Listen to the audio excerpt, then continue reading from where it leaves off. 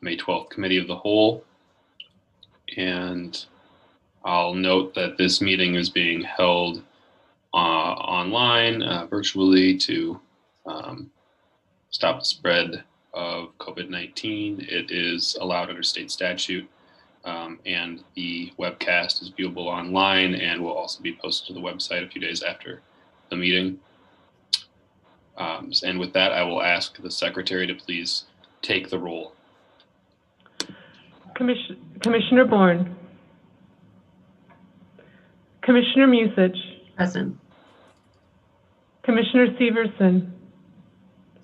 Commissioner Meyer. Here.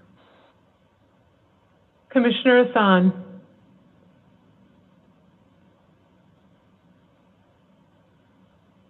Commissioner French. Commissioner Forney. Here. Vice President Vita. Present.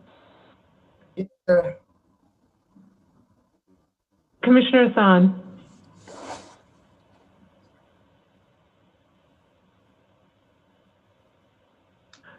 President Kogel. Here. You have a quorum. Oh. Thank you.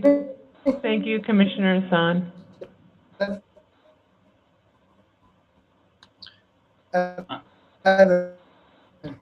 Commissioner Hassan, we're having trouble hearing you. Hopefully you can get a stronger connection there. But it's been noted we have a quorum. Thank you, Secretary Ringgold. And if we could move on the slides. I don't have a separate agenda here, so I believe the next item here is to turn it over to the superintendent to sort of take us away on what we'll be covering this evening, and in points for input. And Superintendent, go ahead. Thank you, President Kogel and Commissioners. It's good to see everybody today. And here we are at our second budget retreat. And it's, again, look forward to the discussion today. Next slide, please.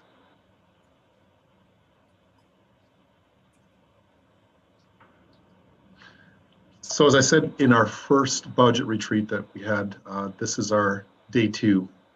So today we're going to focus on the 2022 budget planning. We're going to be asking to provide information on revenue sources and obtain the board or you commissioners' input on ongoing and one-time resources allocation.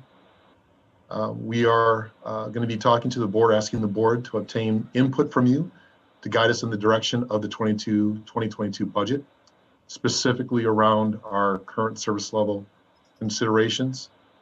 We want to talk about the maximum property tax levy request, and also other board directions that you will bring forward or suggest for us to look at and work through.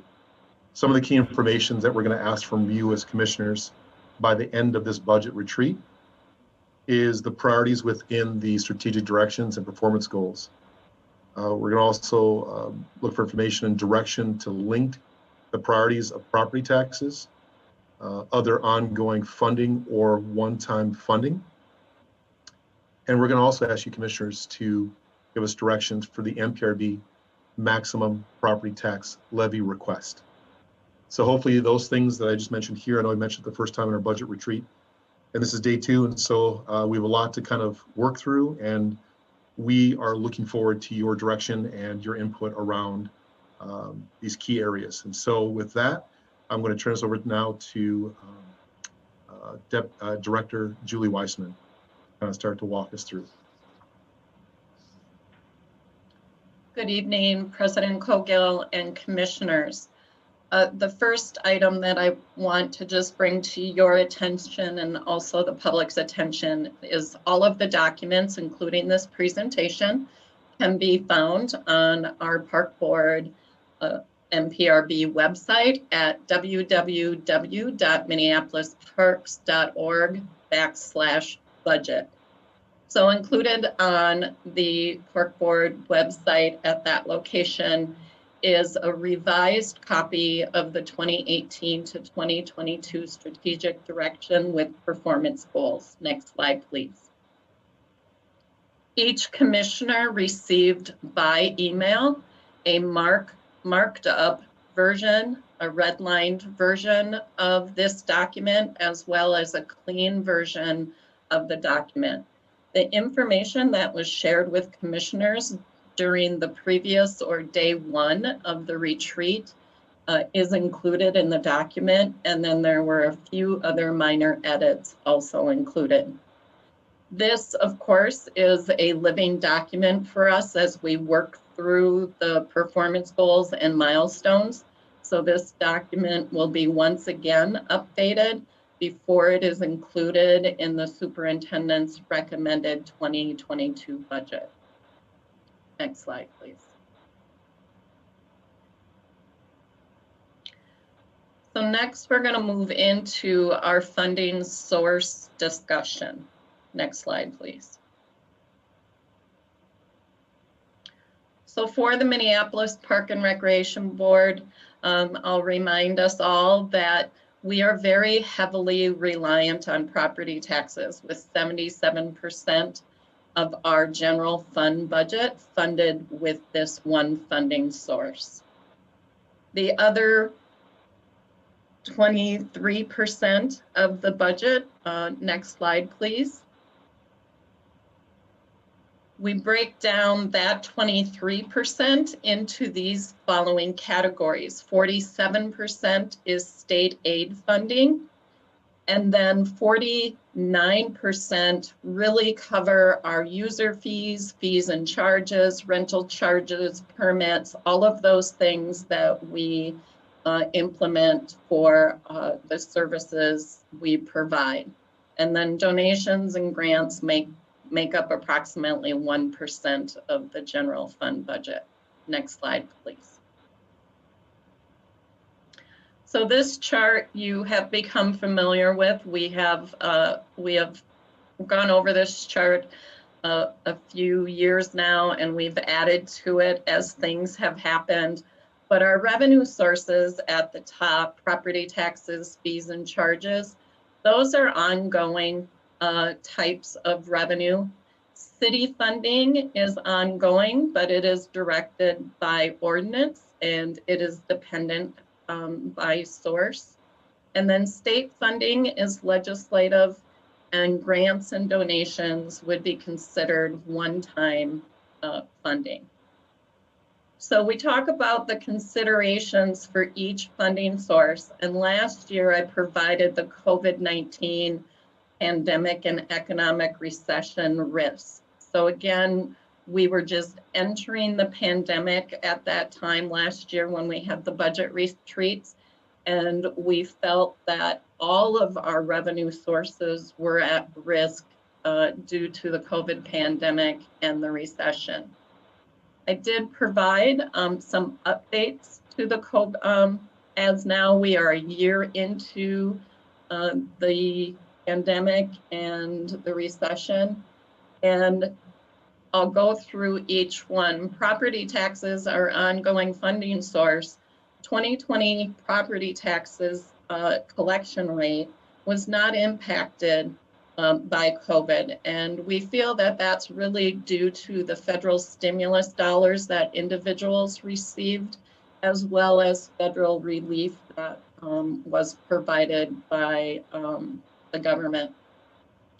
For fees and charges, our 2020 general fund budget revenue was $5.4 million under budget due to the impacts of COVID. So that was definitely the area of our budget that was impacted severely due to COVID. And we were able to offset that loss in revenue through some federal relief, cost savings, and cost savings. On the city side, the city's decreases in revenue, the city received federal relief, and our amounts that we received from the city that supported the Commons Park and NPP 20 were not impacted for 2021. And then again, on the state legislative side, MPRB funding received from the state was not impacted due to federal stimulus and federal relief received by the state. And when we looked at our grants and donations, our unaudited non-capital grants and donation amounts were just slightly below our 5-year average. And that is largely due to our inability to hire youth employment, and because of our rec centers being closed and not being able to provide the programs and services to the level that we would normally do. Next slide, please. Julie, I'm going to interrupt you just for a moment and let President Cogill step in. I believe we should approve an agenda before we go any further. Thank you for that note, Secretary Ringgold. I'll ask for a motion to approve the agenda for the evening. So I'll moved. move. Second. Motion and a second. Is there any discussion on approving the agenda? Any discussion? I'm not hearing any. I'll ask the secretary to take the roll on the approval of the agenda. President Cogill. Aye. Commissioner Bourne. Commissioner Musich. Aye. Commissioner Severson. Commissioner Meyer.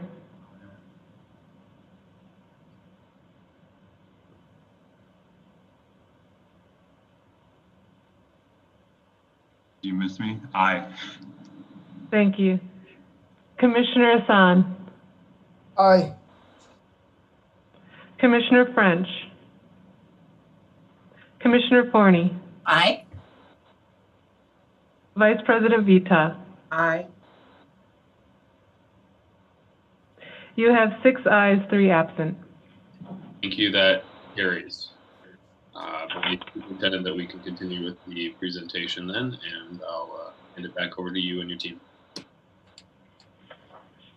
So before we go on to the next slide, I guess the message that I'm providing to this board is that a year into the pandemic and recession, really, other than fees and charges, have not impacted the park board as severely as what we expected or potentially expected at the beginning of the pandemic.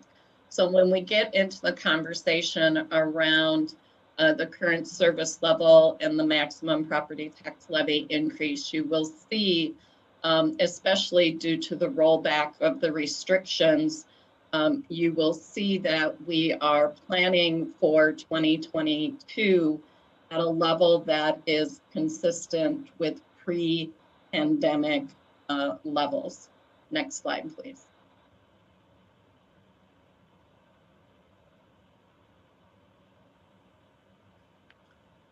So now I'm just going to talk a little bit about our one-time funding sources that will be available for discussion and conversation as we discuss our budget for 2022. Next slide, please. So first, there is the federal relief, the American Rescue Plan. There's $1.9 trillion of COVID-19 pandemic rescue package. It does include payments to state and local governments. The state of Minnesota is receiving $2.8 billion. The city of Minneapolis is receiving directly $281 million. And Hennepin County is receiving directly $246 million. There is no direct allocation to the park board. The deadline to spend these funds is December 31st, 2024. So the intent is that these funds will be used to aid state and local governments as they recover from the pandemic over the next 3 years.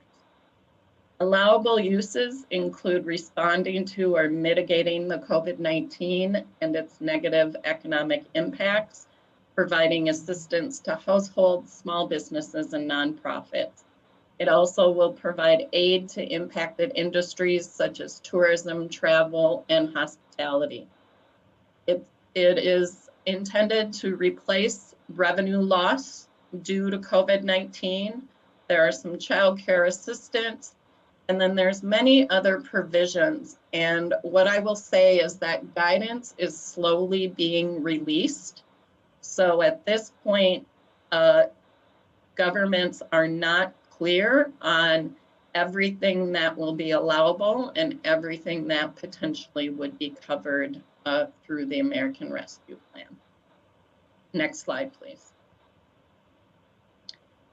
The other allocation that I'm just reminding this board of is our general fund excess fund balance allocations. So we use our general fund excess fund balance allocations for one-time project-based items. And so you can see that there's an extensive list that was passed by this board in the beginning of 2021 that utilized general fund excess fund balance that was available at the end of 2020. And you can see the various items that were funded through those, through that allocation. Next slide, please. And this is the balance of those items that were funded. There's two items at the bottom here, the assessment for philanthropic grant landscape and the forestry outreach coordinator conditional funding that potentially could be returned to fund balance. The outreach coordinator position was eliminated during the 2020 budget. And with the grant and donation program coordinator or administrator position, the $25,000 may no longer be needed for that. Next slide, please. I will now turn it over to Deputy Ringgold. Commissioners, you may remember a few years ago, we were all at Falwell Park doing an exercise on kind of key priorities and projects that were of interest to the board, as well as some ideas that have been brought forward by staff. And at that time, we were able to do a dot exercise where you were each given a series of dots and you could identify which of those priorities were your top priorities. And it resulted in a list of projects and a list of funding priorities.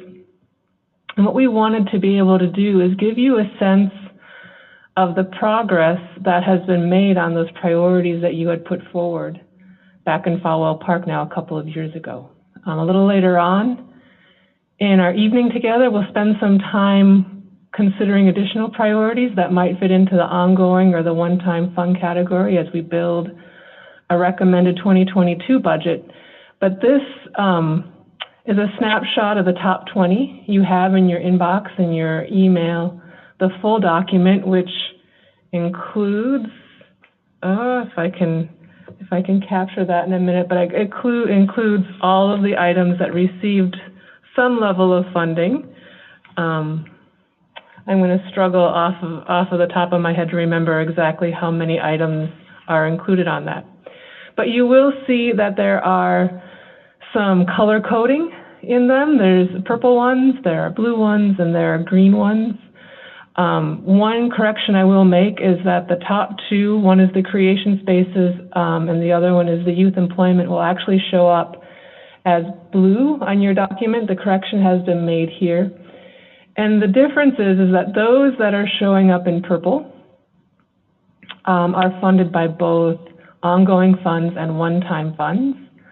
Those that are showing up in blue are all ongoing funds, and those that are showing up in green are fully funded by one-time funds.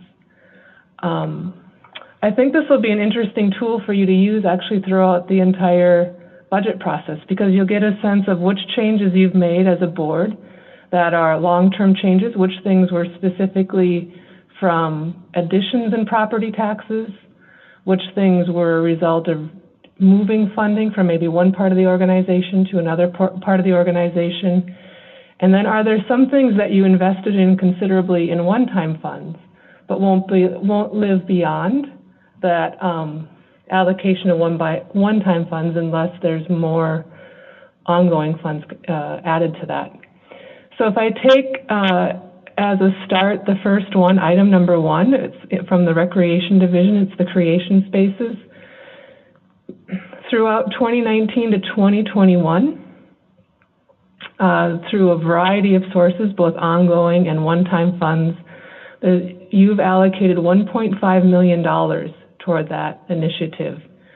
As we look forward, we would see needing an additional 1.5, so we're about halfway there on this one. And when we did the vote, when you did the vote for actually the 2020 budget, you gave it 7 dots at that time.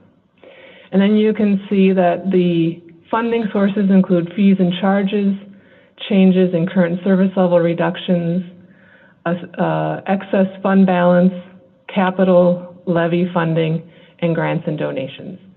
So a lot of what you've already funded is really around the creation of the creation spaces. So that's why you see a lot of it in the one-time fund category versus the ongoing. And a lot of what we're looking for in the future is more of that ongoing funding for staffing and upkeep and use of those spaces, as well as adding an additional space through one-time funds. In the youth employment category here, you have invested about $760,000 in youth employment during your term. We are still looking at an additional $300,000 investment is what we would be looking for to meet the targets that you established in the strategic directions. You've given that 5 dots in the previous work on this, and you can see where the funding is allocated from or shifted from to accomplish that. So those are... We pause briefly. Commissioner Musich has a question. Sure. Thank you very much, President Kogel. So going through my email, I'm not seeing the full handout. Who would that have come from and on what date so that we can search for that? Certainly. It would have come from Julie Wiseman. And Julie, did that go out on Monday? It went out on Tuesday afternoon. Tuesday afternoon. And in the process of that question, there are 41 different items listed on it.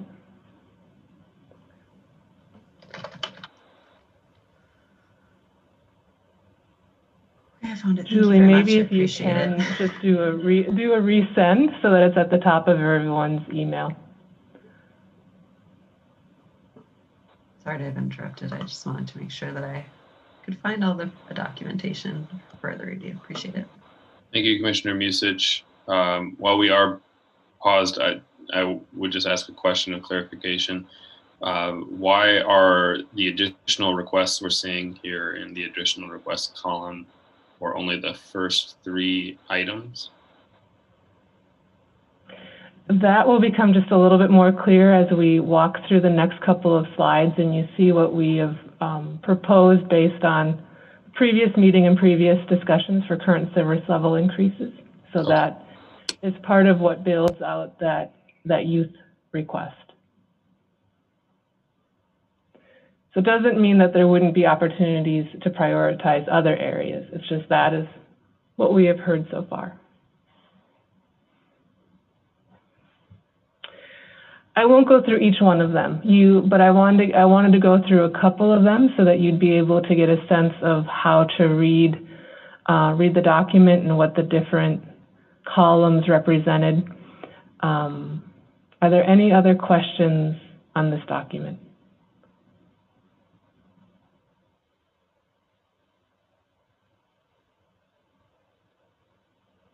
Okay, with that, we'll head to the next slide. And in this next grouping of slides is where President Cogill, you'll get a little bit more information about your question. These are some of the information repeated from the first meeting, our first retreat, that is specifically around those areas where either through existing board action or existing board direction, our thinking for the 2022 budget already includes some one-time and ongoing fund recommendations. So I will hand the first one over to Assistant Superintendent Cox to talk about and revisit what we had been talking about the youth investment category. Thank you, Deputy Ringgold. Good evening, commissioners. As mentioned, are you guys getting a little feedback from me? I think we were, but it might have gone away there. We try one more. Perfect. Yeah. Thank you. As mentioned, what's before you are ways that with the additional resources, we can advance the work that we've already begun in demonstrating a commitment to youth. And so what you will see, we are asking for an additional 12 FTEs to serve in youth programming, an additional 2 additional creation spaces and the staff associated with that. You will see that youth employment continues to be a part of the discussion, and nature-based programming as well. All of the FTEs associated with that work adds to 22 additional staff. Before we move on to the next slide, President Cogill, I will just point out that on this slide, this is the property tax funded priorities. So this almost 1.2 million would be ongoing, would be the ongoing amount for these items. Or I'm sorry, I want to talk about creation spaces. This $756,000 is ongoing. On the spreadsheet for additional funding, there's also the capital cost for adding 2 additional locations. So the dollar amount is 1.5 million because there would need to be the capital costs of creating 2 more creation spaces.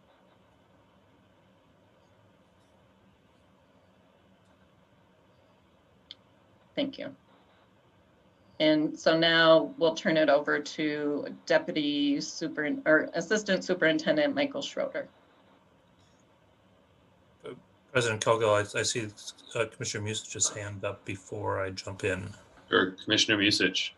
Thank you, President Cogill. Can we go back to the previous slide? I just want to clarify. So the total property tax funded priority increase is $2,612,000 plus the additional capital expenditures that would be needed to support the creation space staff. Is that accurate?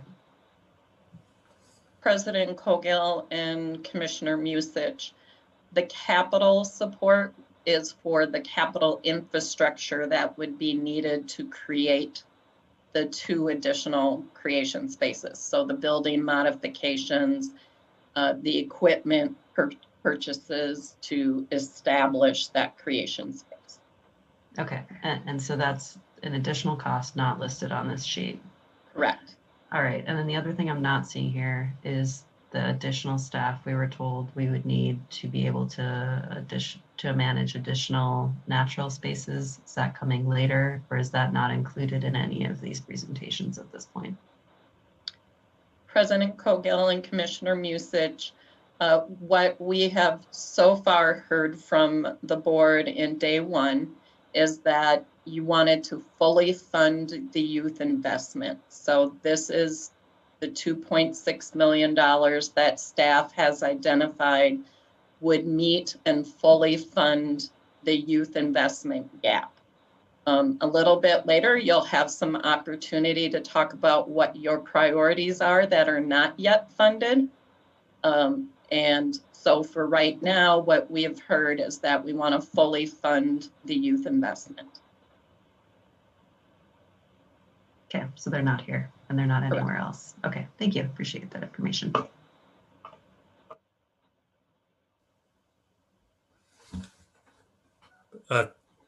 Thank you, Commissioner, President Kogel and Commissioners. I'm going to run through the next 3 slides, all of them relating to system expansion, and as noted at the header, they're also property tax funded priorities. So system expansion is our process of implementing new parks as identified in our service area master plans. And when we go through that process, we're looking in particular to position parkland better to better balance access and to some degree park acreage disparities that have been identified since we were going through the NBP 20 program. We have to look at proximity of parks to existing residents, but we also are recognizing that the city has plans for redevelopment, particularly along some of the major corridors that bring new residents, and some of those areas have very little in terms of parkland. And we've been responding with parks that are generally small, like Towerside, which is about 0.6 acres. And then as noted at the Hiawatha Avenue, Lake Street, the park that we call Market Square at this point, which is about 50,000 square feet or about 1.2 acres. Both of which are surrounded by areas of significantly higher residential development. We're also looking at a park in the North Loop, another area of growth. That park is also small at about 30,000 square feet or about a little less than 3/4 of an acre. So that this becomes important that we find a way as we introduce these parks to be able to care for them. If we go to the next slide, please. So we anticipate as we go forward that we're going to continue to discover that the higher density residential development is going to result in the need for more smaller and probably more plaza-like spaces like those at Towerside and Market Square. The Southwest service area recognized some of those along the Greenway. And as we continue to study what's happening with the 2040 plan, we'll probably be identifying even more of those spaces. The acquisition development of new parks means that we need to look at service delivery models, adjusting those or changing them to support those needs. Planning is working closely with asset management to make certain that we're being responsive as we program what we will need to be able to take care of these new parks. We don't want to simply introduce them and then expect that we have enough resources to be able to support them properly with existing resources. If we were to do that, we would essentially be and not increasing the dollars we have for taking care of them. We would have to be drawing dollars from other areas to maintain a consistent level of service across those new parks. And on the next slide, please, we begin to look at what that means as we look across a 5-year window. So the new parks are listed on the left side of the slide, and we've kind of grouped the downtown service area into one of those, and we project the number of FTEs and the dollar equivalent that will be needed as we look across a 5-year program.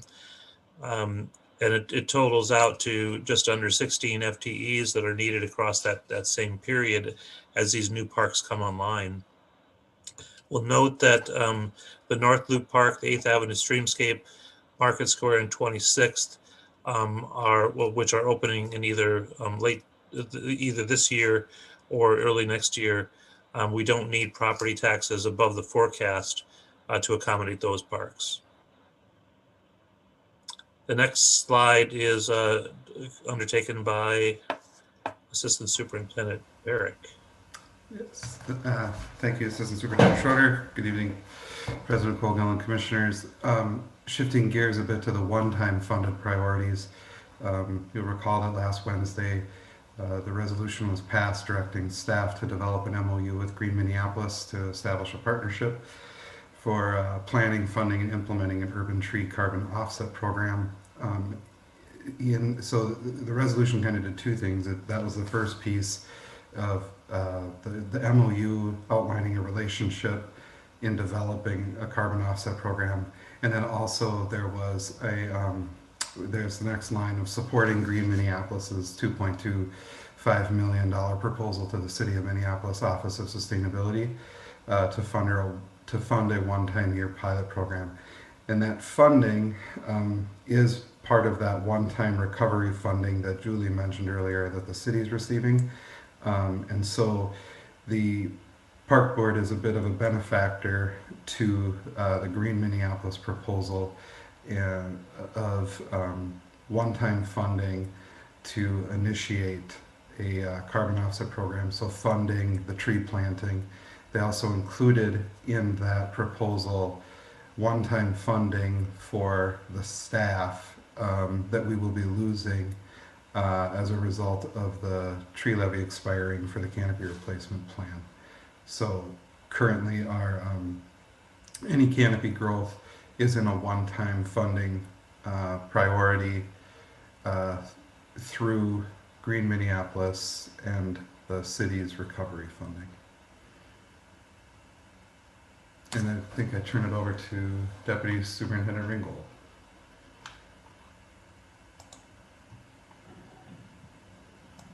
Commissioners, at this point, what we'll do is we will now do some brainstorming on the things you would like us to continue to work on as the budget is developed.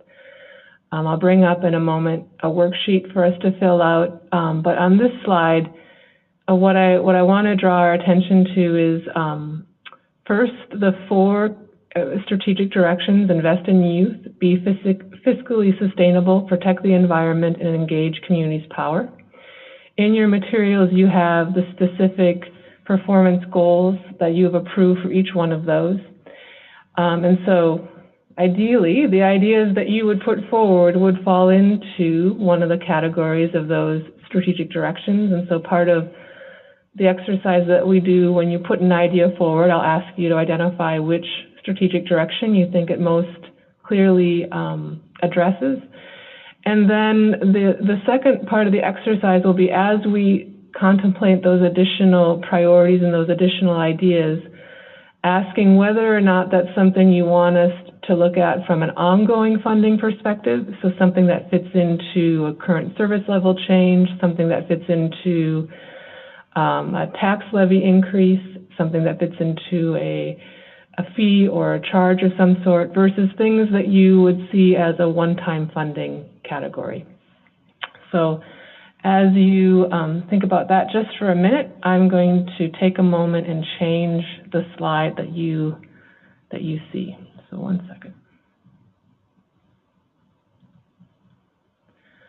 At this moment, you should see a document in front of you that has a column for strategic direction, and then ongoing and one-time funds, and an opportunity for me to type in priorities in each of these columns. Is that what folks are seeing? Yes. Okay. And then President Cogill, either we can do this kind of as a popcorn, or you can do this as a hand raise and you acknowledge them, and then I can record it, whatever is the method you want to use. Okay, thank you, Secretary Ringgold. I believe that we don't have too many people here, so if anybody would like to, any commissioner had any thoughts about what they wanted to start with, we can just go and just speak now. If it gets a little bit chaotic, I will have us raise our hands. Great. Okay, so please go ahead and indicate any priorities you may have, and then let me know if you would consider them as something that should be looked at in the ongoing funds versus the one-time fund category. So I have a couple of ongoing fund items that I think we should be considering. One of which is an item that was funded one time in a previous budget, but I just think it's going to be incredibly difficult for us to recruit someone to do the work, especially in this hiring environment, if it's not a full-time job. So I would like us to reconsider funding the forestry outreach coordinator. And then also the positions that were discussed in the Operations and Environment Committee for expanding our management of, our active management of natural areas within the system. And I apologize, I don't remember what the FTE headcount was for that.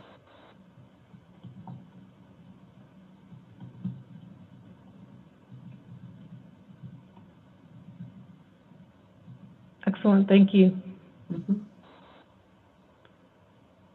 Commissioner Meyer, did you have one you wanted to add?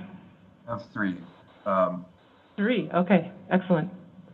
I will have to more closely review the strategic directions to figure out which one each of them fits in.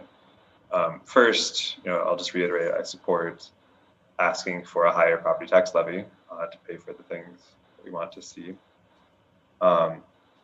The 3 items that I would like to see funded in the next budget, first, specific to direction C1, I would like to see us continue to build on the progress we have made in reducing carbon pollution. I would like to have further discussions with staff about which different measures would best achieve that. What is the lowest hanging fruit that we can build on the 3% reduction that we got this year, I mean. Next, I would like to, and all 3 of mine are ongoing requests that I'd like to see long-term. The next one is I'd like to see continued investment in Parkway Infrastructure. We'll want to see how well the pilot goes as we implement the one-time funds that we allocated this year for that, but fingers crossed that it goes well. I'd like to see that be a continued investment. And third, I'd really like to see us expand access to public bathrooms. I think that's a really important need, and that might be more in the capital budget and might be implementing things that are already in master plans. That's something that we could have further discussion about, but I think that's really something that is important for us to do, because for a lot of people who are older or have certain conditions, their access to the bathroom really becomes their access to the park, because if there's nothing nearby and they need to use the bathroom, then it's not accessible to them. So that's something that I would really like to put some emphasis on as we go forward. And then I did let Secretary Ringgold and President Cogill know in advance, but just to let everyone else know, I do have a planning commission meeting that begins at 6 p.m. So at that time, I'll be leaving to join that meeting. Thank you. Thank you, Commissioner Meyer. Any other commissioners want to add to either column here? Commissioner Forney. Thank you. Along with Commissioner Meyer's request for additional bathrooms, I'll say water fountains. Even to put a matrix in there to within 6 blocks or 10-minute walk shed, I guess is the better way of saying it. So I'm sure I'm reaching on this thing, but when you say as far as replacement of revenue loss, did that include childcare assistance? And are we trying to recoup any of that? And the reason I'm asking is that is this a way of possibly, what do we say, building a more robust childcare assistance? So I guess that, to me, I don't know if that's a priority here or not, but I also wanted to second or whatever Commissioner Musage's requests that she put in there.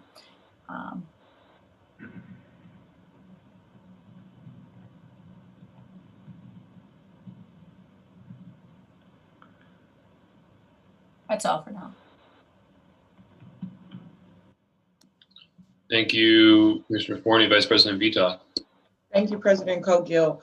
Just for clarification, are we talking about any category or are we specifically on, okay, so restructuring. Yes, so for sure, water fountains and bathrooms. I'm gonna make sure that the restrooms that we have. And then also Parkway infrastructure.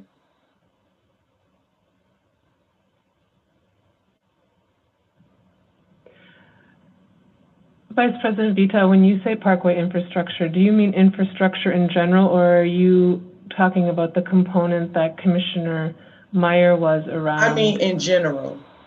Okay. Thank you for that clarification. I'll add clarification on my original thing too, because I do think both are important.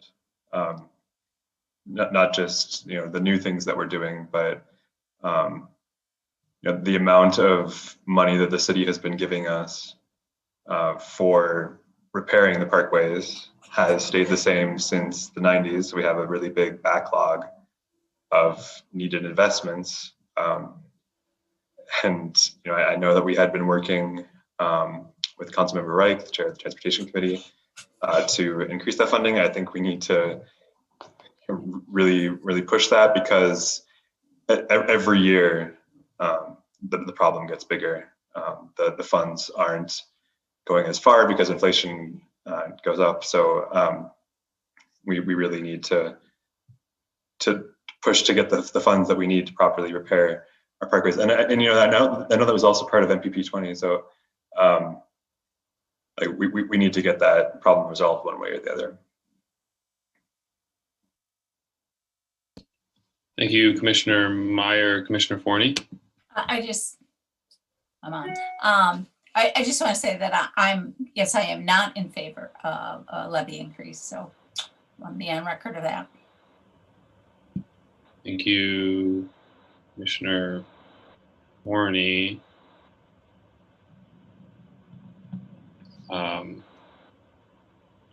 Deputy Superintendent, I don't know if the lack of favor of an increase is a budget priority. Or it's not. And thank you, President Cogill. I did write it down so that Commissioner Forney could see that we've heard it, but I was just going to say that I think that'll be part of a later conversation about the levy itself. Understood. Thank you.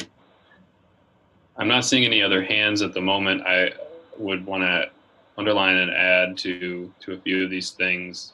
I am interested in perpetuating, if we're looking at one-time funds, perpetuating some of the priorities and investments that are kind of one-time and ongoing funds. So the youth programming enhancements that we have been investing in, the DEETSIC Innovation Fund is something that we could actually establish all of that fund as being ongoing. That would be very good. But if we can't do that, looking at one-time funds to perpetuate it for another year. Similarly, I don't think that our violence prevention initiatives should be going away.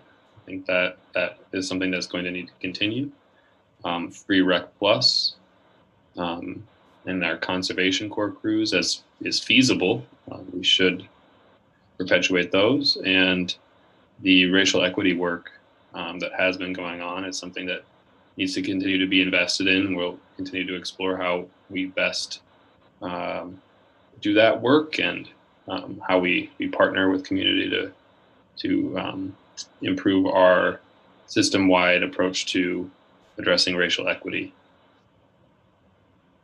President Cogill, between youth violence and the racial equity work, you said one more thing and I lost it as I was scrolling. Oh, okay. I did mention Free Rec Plus. That was it. Yeah. Thank you. Yes. And then one other item that I would put in the category of potential one-time fund request that's in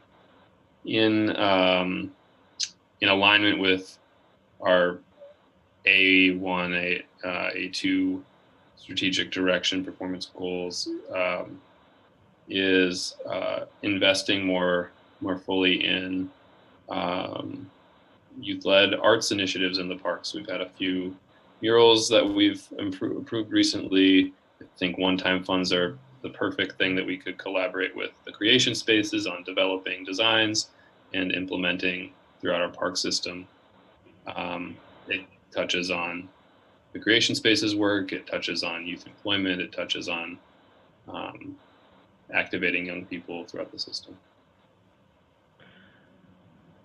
President Cogill, may I just confirm one more thing? On the youth violence, the racial equity work, and the free Rec Plus, I interpreted those as things you wanted to see funded more ongoing, but were you intending for those to be in the one time at this point?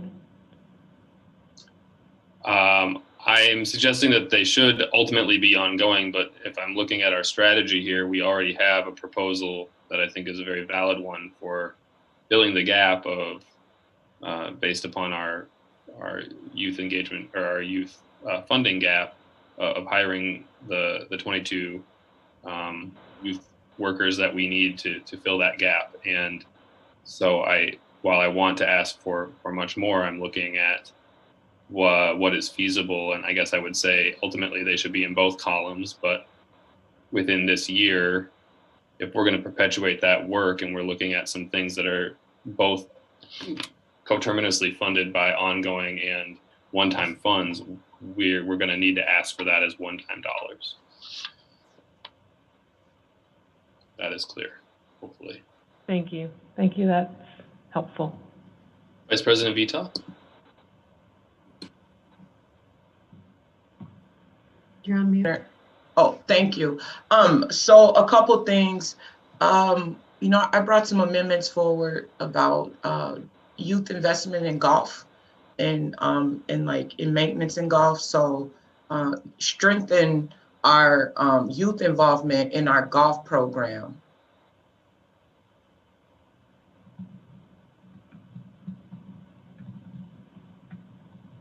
And that's through employment or like internships.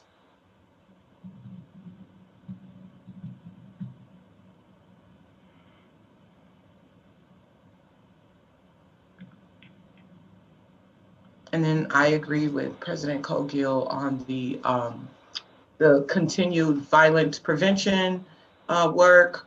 I can't remember if you said a one-time or not, but I think we really need to look at investing long-term in youth violence prevention. And I mean, the park board has done a great job at youth employment, but we can always make that stronger.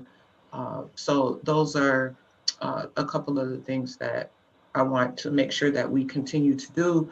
And then also I've been getting great feedback about the senior recreation and the opportunities that we've provided through COVID for our senior population. So that as well.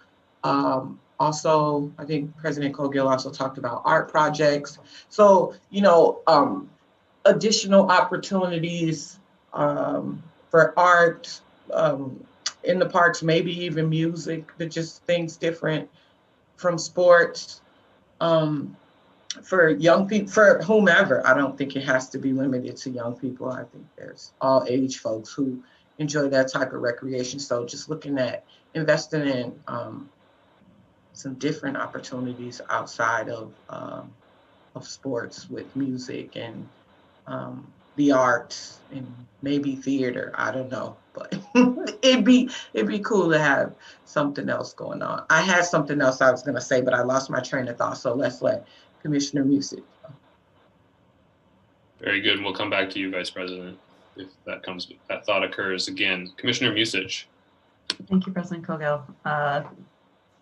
So the Walt Dietzig Innovation Fund has gotten a lot of money from this board, and I'm just interested in better understanding how effective that's been in providing programming that didn't previously exist within the system, and if it's expanding the services and community that's been engaged around it. So just is it really, are we creating a lot of innovation? Are we getting a lot of new people engaged in park programming that previously were not engaged? Are we seeing some of those programs be so successful that they're now perpetuated not only at the location where they started, but across the system? I would like to understand how effective the money is that we're putting in that account. Thank you.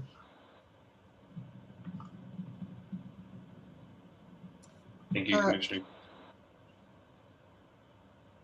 President Coghill, would you like for me to respond to Commissioner Musich's question? Yes, go ahead, Assistant Superintendent. Thank you.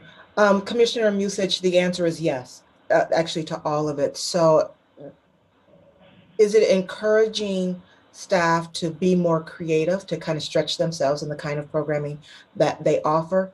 Yes. I can't give you concrete numbers right now, but I know anecdotally that we are seeing a variety of programs offered that ordinarily wouldn't be, particularly in parts of town where it hasn't been kind of traditional programming.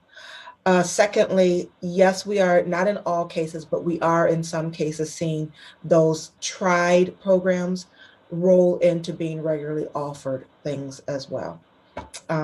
Again, unfortunately, I can't give you concrete numbers tonight. Thanks, Assistant Superintendent Cox. I don't need concrete numbers tonight, but if we have them and are able to be provided them later in this budgeting process, that would be helpful. Thank you. Thank you, Commissioner Musich. Are there any other thoughts or priorities that any commissioners want recorded here this evening? Superintendent, Deputy Superintendent, for those commissioners who aren't in attendance this evening, is there any process for providing additional comments or their ideas to staff, or is that essentially not the case, since they are not in attendance at this budget retreat? Just want to be clear about that.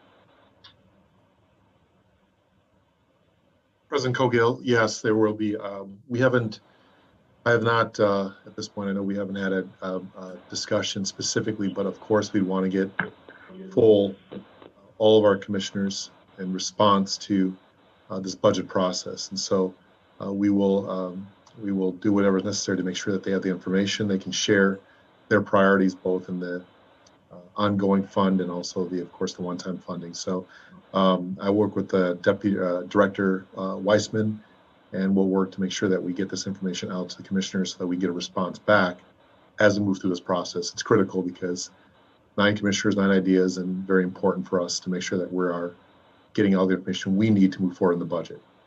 Fantastic. Thank you, Superintendent. Commissioner Musich. My fault, I'm seeing the wrong hand. Commissioner Forney. Thank you, President Coghill. I don't know how to say this, but hearing some of the things that Commissioner Meyer said, and of course, Commissioner Musich, I'm almost wondering if we need a full-time, I'll call it climate resiliency staff person. I think we're at a crossroads that I think we should be in the lead in that regard. And I would advocate for that type of staff. Thank you, Commissioner Forney. Vice President Vita. Thank you, President Coghill. We have always been talking about building community power. And I just want to make a note that I think we should explore ideas in, other ideas around engaging community outside of like traditional CACs and just, the way that we currently engage community. So I would really like us to invest in different opportunities to engage, different ways, not traditional like surveys or just, commissioner appointed CACs, like just maybe there's some new ways to do this. That's a great thought. I would second that. Commissioner Musich. Thank you, President Cogill. I don't know that we necessarily need a full-time climate resiliency staff person. We have an entire planning division that's working on implementing and designing plans that are creating resilient parks. So if we're going to be putting money towards climate resiliency, I'd love to see us put more money in the capital fund to facilitate that versus adding more headcount to do work we're doing already.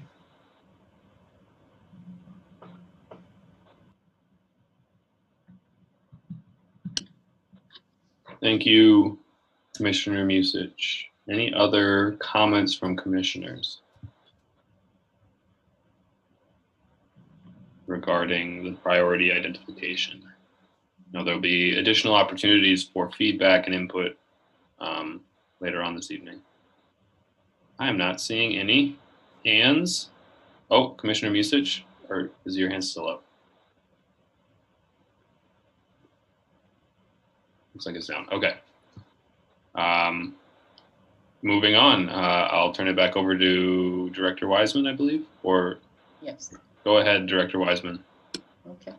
President Cogill and commissioners, the next part of our conversation is around our current service level. So next slide, please. So again, entering into the budget process, we're a year into the health and economic crisis. Conditions are improving as people are receiving their vaccinations. The state executive orders are starting to be rolled back. Center for Disease Control guidelines are changing, and there again has been federal stimulus and federal relief. So going into our current service level, as I mentioned before, we are really developing a projection for the next 5 years that is pre-pandemic levels of funding. So next slide, please. So based on the conversation that we had with the board during day one of the budget retreat, where we heard strong support for requesting a property tax levy increase to support filling the youth investment gap. We now have provided you with a current service level budget that includes the $2.6 million that we discussed on a previous slide. For our general fund, that equates to a 9.93% property tax levy increase for our general fund. Next slide, please. And again, just to remind you, what's included in this current service level would be a $6.7 million increase in property tax revenue. Our provision for wage and benefit adjustments for our full-time and part-time staff component is almost $2.5 million. We have other operating expenditure inflationary increases. We have an increase for forestry, trees, and stumps to put that back to levels that are predates the special levy. We have the impact of the minimum wage increase, and then also the increase for the new park operations for the downtown service area, North Loop, 8th Avenue, and Market Square. And then the $2.6 million for our youth investment. So that's where we are beginning this conversation. If it is the will of this board to move forward with closing the gap for the youth investment, this is being mindful of where we are starting from. So President Cogill, when you talked about things that are in the one-time column because you want to be supportive of filling the youth investment gap, this reflects that. So if we are looking to add much more to our general fund budget above the youth investment gap, we would need to consider potentially current service level reductions or one-time funding for other things rather than maybe a property tax levy increase going forward. So I will open it up for questions at this point. Thank you, Director Wiseman. I have a couple of clarifying questions here. Of the items listed here, which are required? It's looking like the benefit and wage adjustments, I'm assuming, are required based upon our current agreements with our unions. And then we have the minimum wage increase, which is required. Are the forestry operating expenditures and new park operations required budgetary increases? So again, for the forestry, trees and stumps, this gets us back to the pre-levy with the tree levy going away. This shores up the general fund to a point where the general fund will support the planting of about 3,000 trees and stump removals. So if you don't do that, you would be affecting the amount of trees that could be planted through the general fund. And then again, we are adding 4 locations to our operations in 2022 with the 26th Street Park and the North Loop and the 8th Avenue Streetscape and Market Square. So if you don't include this increase in staffing to support these new parks, it could impact your service levels in all parks in order for us to absorb those new locations within our current budget.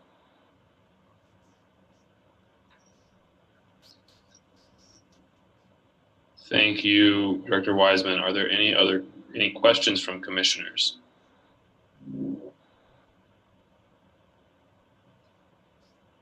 Not seeing any.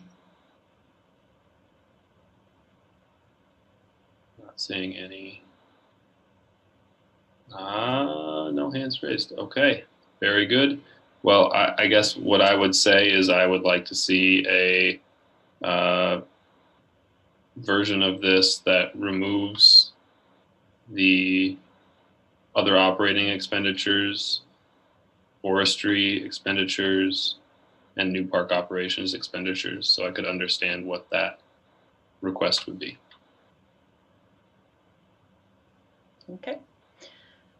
All right, thank you, President Cogill and commissioners. Then we will move on to the maximum property tax levy discussion. So the Board of Estimate and Taxation was created in 1990 through the state legislature. The membership of the board consists of 6 members: the mayor, city council president, chairperson of the Ways and Means Committee, and the Park and Recreation Board commissioners, and 2 members that are elected citywide for 4-year terms. Next slide. As required by state law, the Board of Estimate and Taxation sets the maximum property tax levy for the city of Minneapolis, the Park Board, the Municipal Building Commission, and the Public Housing Authority. The MPRB, the board, by resolution, will request an annual property tax levy maximum amount that the Board of Estimate and Taxation should consider to set for the MPRB. A public hearing is held with the BET to allow citizens input regarding the setting of the maximum property tax levy increase. And then the Board of Estimate and Taxation sets the maximum property tax levy on or before September 30th of each year. The board is also entrusted with incurring indebtedness for the municipal purposes on request of the City Council. It issues and sells the general obligation bonds in support of the capital improvement. Without the Board of Estimate and Taxation, the city would have to go to the state legislature for approval to issue bonds. And so the Park Board requests both the City Council and the BET to issue and sell bonds related to our capital program. Next slide, please. So the Park Board, again, is much more heavily reliant on property taxes than the City of Minneapolis. City of Minneapolis, 50% of the city's general fund is funded through property taxes, with 37% with fees, fines, and other revenues. So as we talked about the pandemic last year, we understood that the city was being impacted at a larger level than we were due to COVID. But with the relief that has been provided to the city of Minneapolis both last year and with the American Rescue Plan that goes through 2024, that will help offset some of those losses that the city has obtained, or the city has impacted due to COVID and the recession. Next slide, please.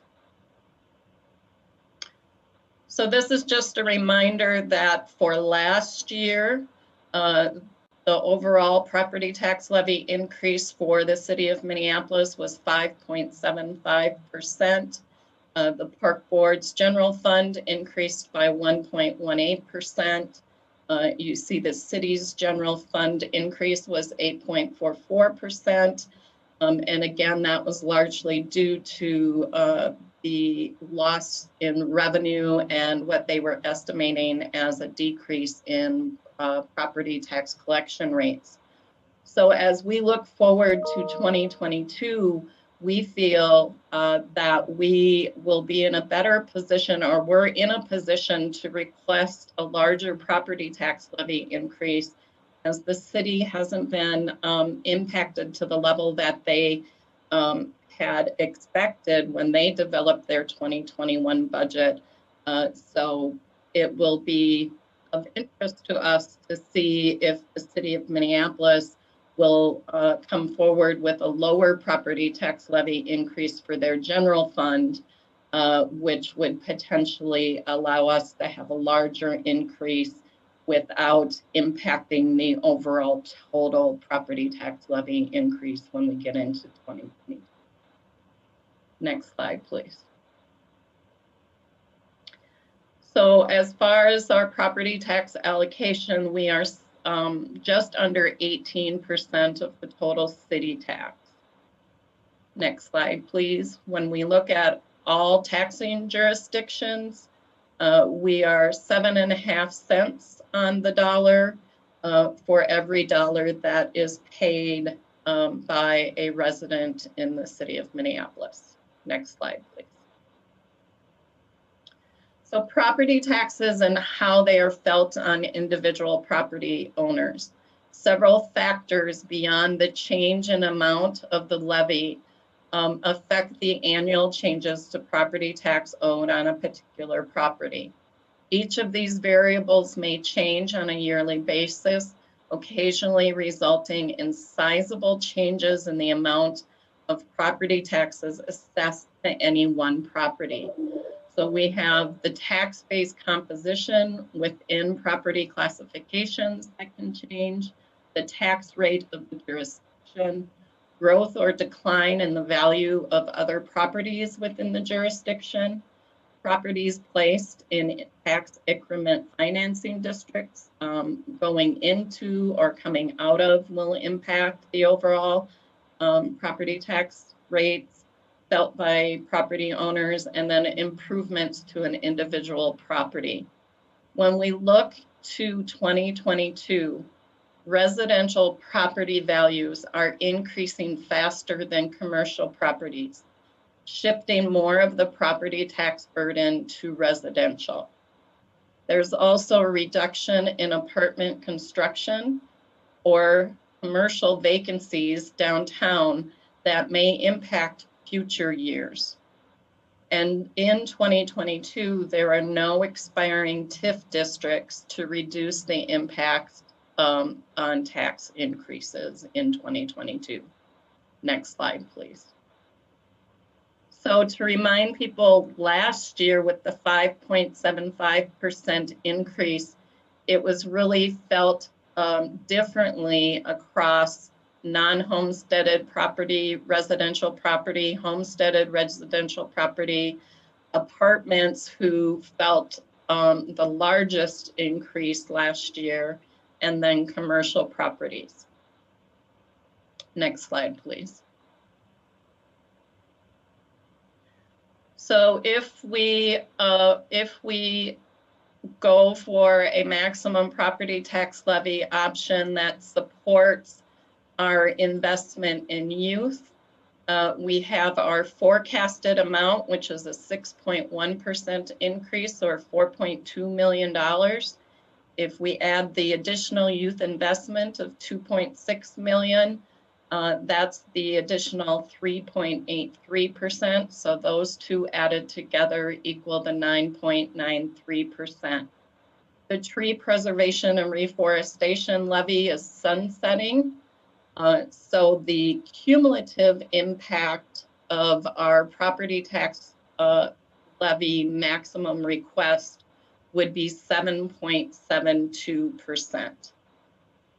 And so, and then I just show that for every 1% in property taxes, it generates $689,000 and equates to a 0.2% increase on total city of Minneapolis property taxes. All things being considered, all things being equal, the 7.72% increase would be an increase of about $21 on a medium valued home, $286,000.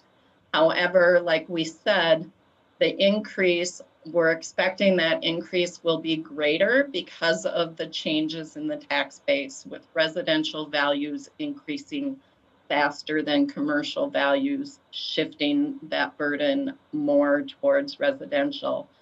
Actual impacts will not be known until the fall. So I will open it up for questions. Thank you, Director Wiseman. Do any commissioners have questions about this portion of the presentation?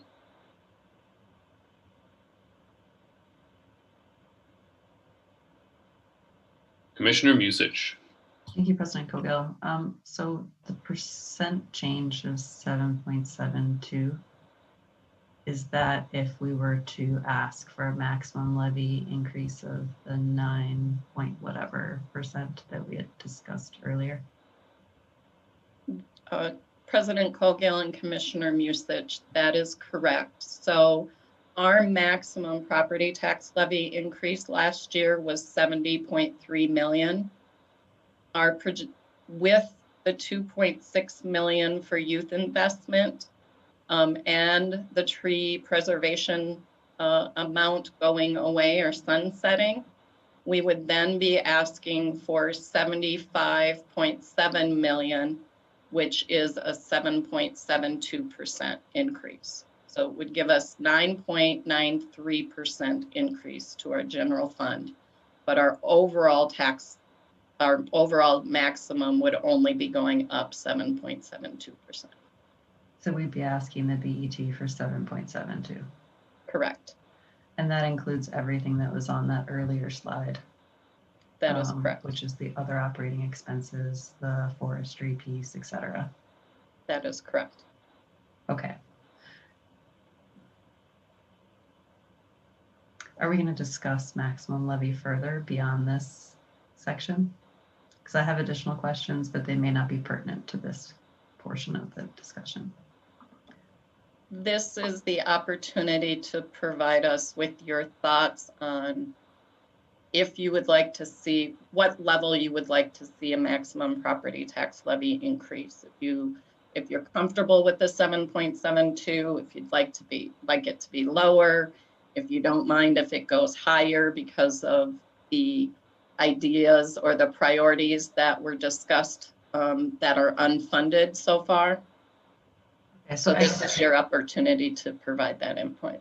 Okay, thank you.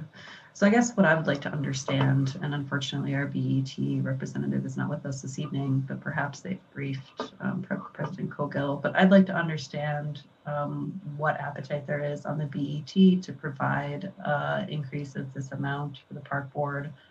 I would hope that people understand that we really would have liked to have done this incrementally over a 2-year period. But that COVID really mucked that up. So we're now looking at asking for essentially 2 years worth of increase in our levy in 1 year. So if anyone can speak to kind of where the members of the BET are at in terms of supporting a tax levy of this level, I'm interested in hearing that. Commissioner Musich, I might say I have not connected recently with Commissioner French, our BET representative, on where he is personally, and I would hesitate to characterize any opinions of BET members. I have had some conversations, and I know that the mayor, as the superintendent, has worked closely with the mayor's office, and the mayor is aware of what our gap is. And we've had discussions for now 3 years about the gap. So the mayor's office is very well aware, as are the council representatives on the BET. And I have spoken with both of them regarding this. I would say that the 2 elected representatives should also be aware of the Closing the Gap work that the park board has done, as it's been presented to the BET on multiple occasions over the last 3 years. So that's sort of, I think, what's fair to be said at this moment regarding that landscape. Okay, and in projections for budgetary increases that the city projects out, they've typically shown, Director Wiseman, I believe, a 4% annual increase for the park board's levy. Is that right? President Cogill and Commissioner Musich, that is correct. So the 6.1% general fund increase and the sunsetting of the tree preservation reforestation fund equates to that 4% forecast for 2022. Okay, thank you for that clarification. I appreciate it. Vice President Vita, followed by Commissioner Forney. Thank you, President Cogill. How does park funding fit into the money that's going to be coming into the federal dollars that's going to be coming into Minneapolis? Is the mayor going to allocate that in ways that he wants? Is it for specific reasons, or like would us asking for an increase, would that be like now for us to do it because we know there is going to be money coming into Minneapolis? President Cogill and Commissioner Vita, after we complete our conversation around the maximum property tax levy request, Deputy Ringgold will be walking us through a conversation around the American Rescue Plan and what types of things we want to maybe go after those dollars for. What I'm saying with the American Rescue Plan is that there is the ability to offset revenue losses with the American Rescue Plan. It remains to be seen what the city and the city council do with that, if they use it to help cover some of those revenue losses, which means potentially that maybe they would provide some property tax relief on their side, which potentially would allow us to go a little higher, because we went 0 last year and they didn't, so I think that there's things that can be discussed and negotiated with the city. And it's really important that we get the guidance from the commissioners so that we're going to be continuing those conversations with the mayor's office and with the BET members and with city council members. And if we have, the direction from the board, then we're better able to have those conversations. Okay, well, I'm open to conversations about an increase for sure, especially when we're talking about Parkway Infrastructure and, continued investment in youth. So I'm definitely open to having more conversations about an increase.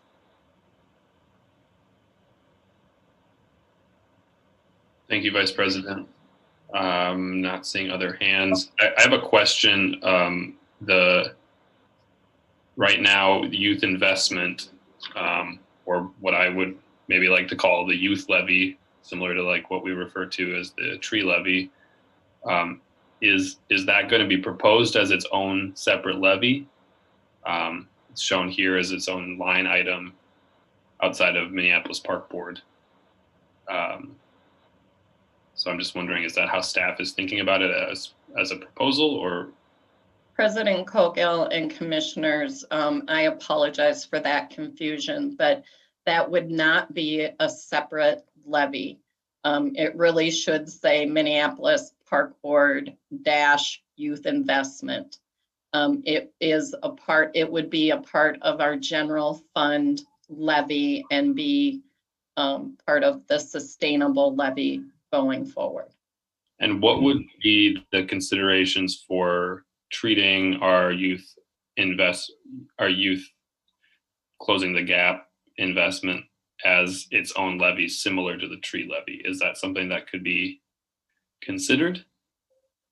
President Cogill and commissioners, I would say no. We by legislative action, we have specific levies that we are by state law allowed to levy, and there isn't a category other than our Minneapolis Park Board general levy where youth investment would fit. Okay, so there is a lane for having a tree preservation and reforestation separate levy as provided by state law, but there isn't one for youth investment. That is correct. Okay, thank you. Commissioner Forney. Thank you, President Cogill. Thank you, Director Wiseman, for the clarification of the overall levy, shall I say the city levy and ours. And I am not in favor, I think I indicated earlier, of the overall levy. And so I do believe that the mayor has a very strong understanding of our youth investment. And so I would tout that if we can keep the overall levy at its same level and increase ours, I am definitely in favor of that. I know all too well how the levy has impacted the lower valued homes, particularly in North Minneapolis. It's really devastating. So, definitely is being filtered down to renters. And, that is a real crux of our affordable housing issue. So that if there's a way to test the waters where the city's thrust is going to be, that's how I would approach it. Thank you. Thank you, Commissioner Forney. Any other commissioners have comments or questions regarding the maximum property tax levy options?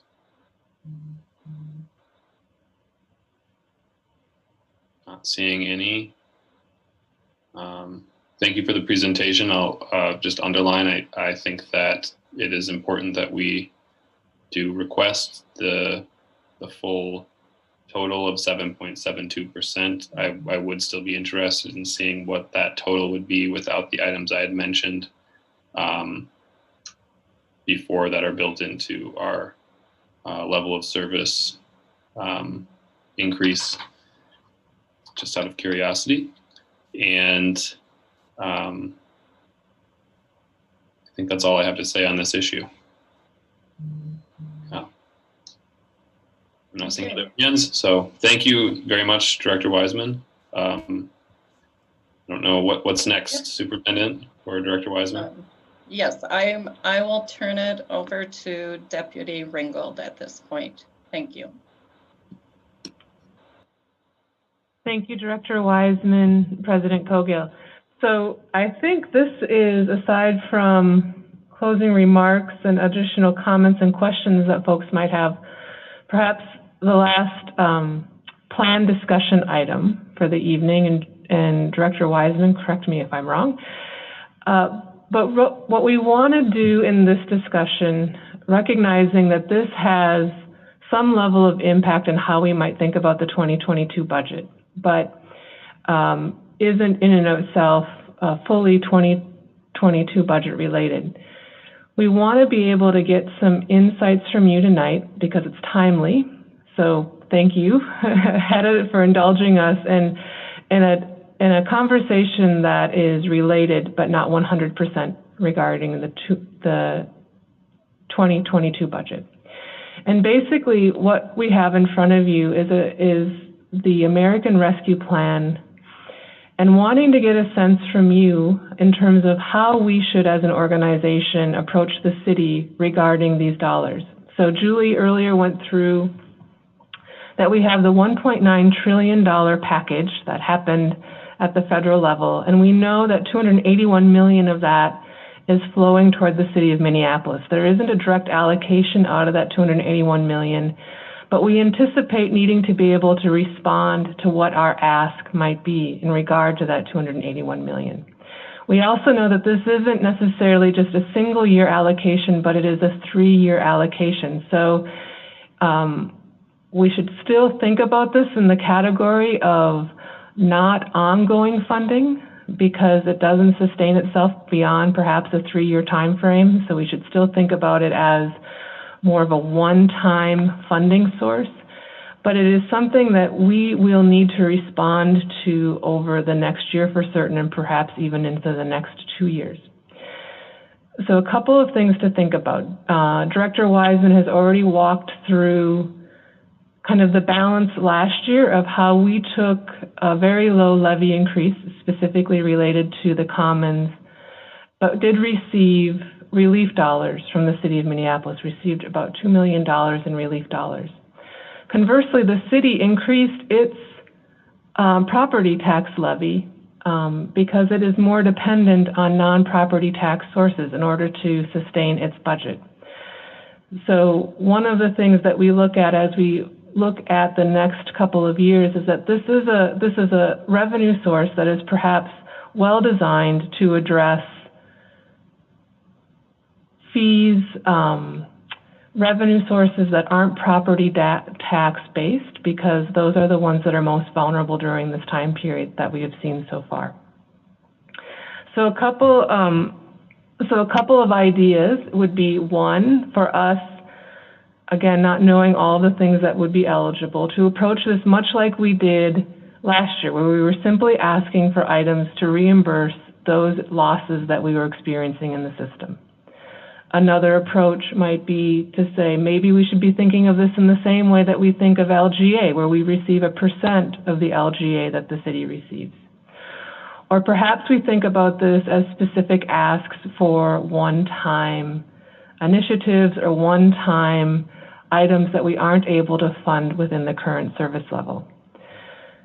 I think these questions are probably on the city's mind as well. They're most likely trying to sort out how they are going to approach these dollars and what is going to work best to solve some of their budget issues moving forward. But it would be helpful to have any guidance that this board might already be thinking about on how we would approach these dollars. And there's certainly, I've given you 3 possible options, but there's probably more. So we'll take questions and hear your ideas. Thank you, Deputy Superintendent. Commissioner Musich. Thank you, President Kogel. I think making the ask that we get an equivalent share to our LGA funding might be a difficult one, in that the city had much broader impacts to their budget from COVID-19 than we did, in that we are not as reliant upon downtown parking fees and use of the convention center, et cetera, to be able to balance our budget. So I think that might be a kind of a hard sell, but I do think trying to find ways to receive replacement revenue losses that we can directly tie to the coronavirus pandemic is sensible. I think, you know, letting them understand the impacts to residents' ability to pay for preschool and childcare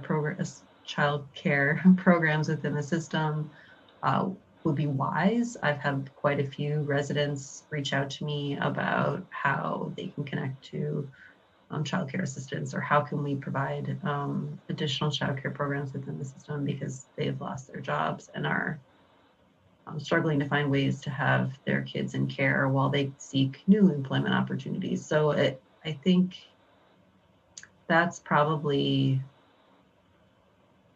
a focus that we should look at in ways of expanding. Because I know we did say that people that live in certain parts of town are going to get assistance from the park board to help pay for childcare, but we excluded everyone else in the same situation financially that doesn't live in that geographic area from accessing that assistance. So if there's a way to expand it, that would be great. And I'll think about it some more, but that's my initial thoughts. Thanks. Great, thank you, Commissioner Musich.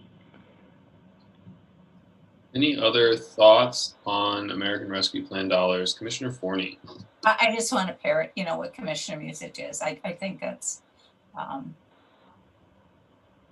obvious, and somehow the framing of it to be a benefit to parents, it's more the benefit to our children. If there's a gap in youth, you know, this is the most fundamental, is having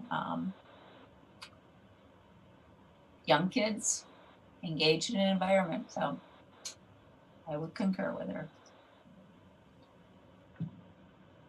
Thank you, Commissioner Forney. Any other comments or thoughts from commissioners? I have a question. The county, Hennepin County, is also getting, I think it was reported as $246 million. Is there, you know, we have a relationship with the county, especially on the youth sports grant. Wondering if, has there been any conversation about that, or any understanding of how the county's thinking about that from a staff level perspective?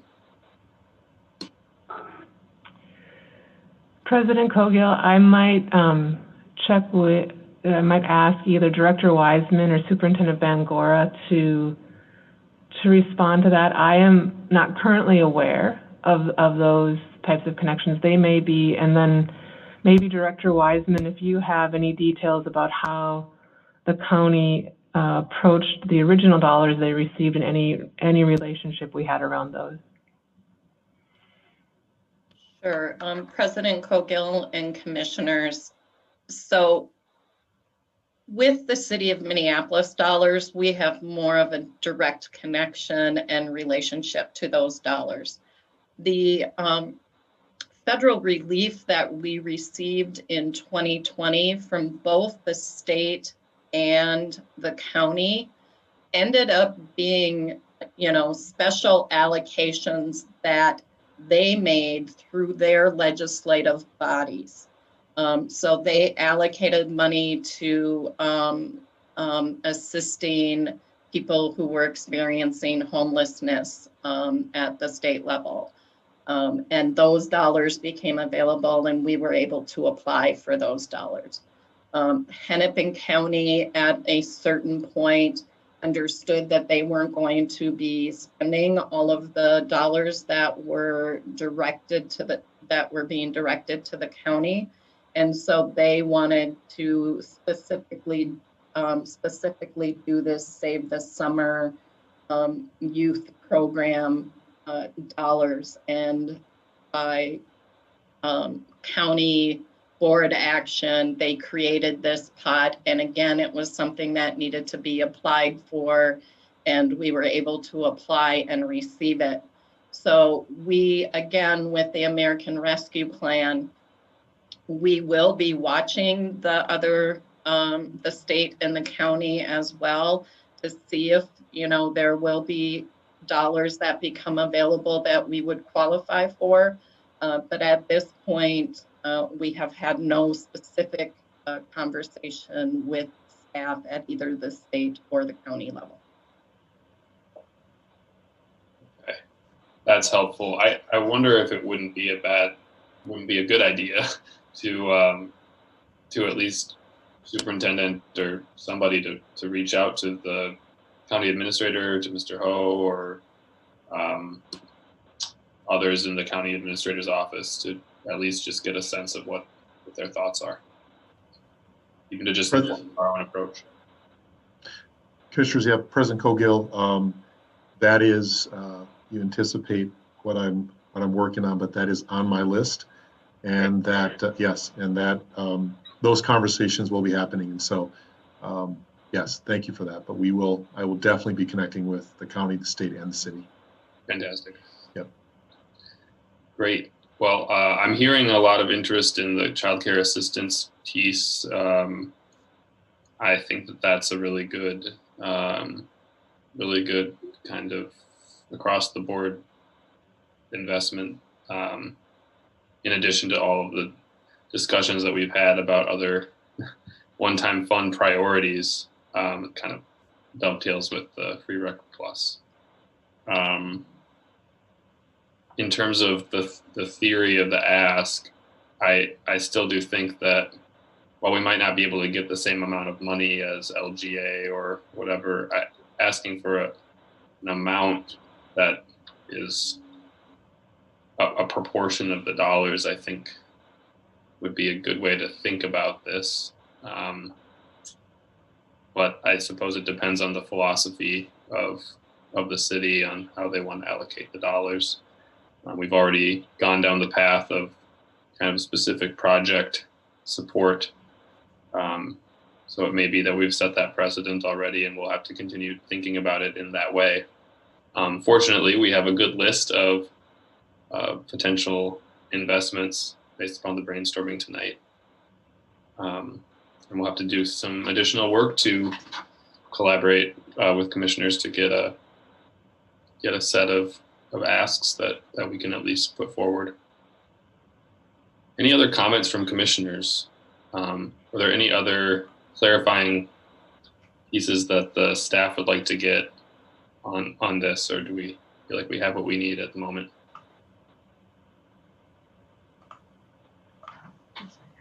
Commissioner Musich.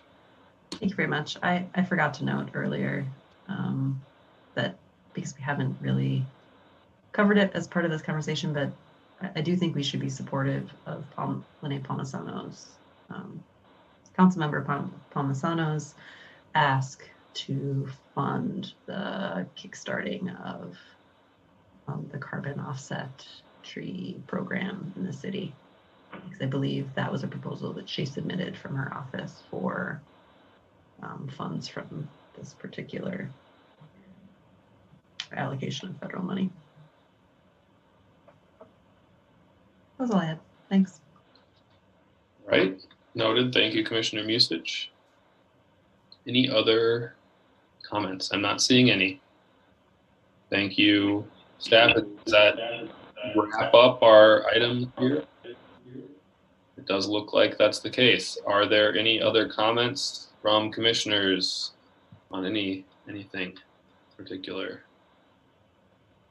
I'm seeing nothing. All right, I will bid us all adieu, and with that, I will adjourn this committee of the whole and wish you all a wonderful evening. Get outside, enjoy the evening. Heck yeah.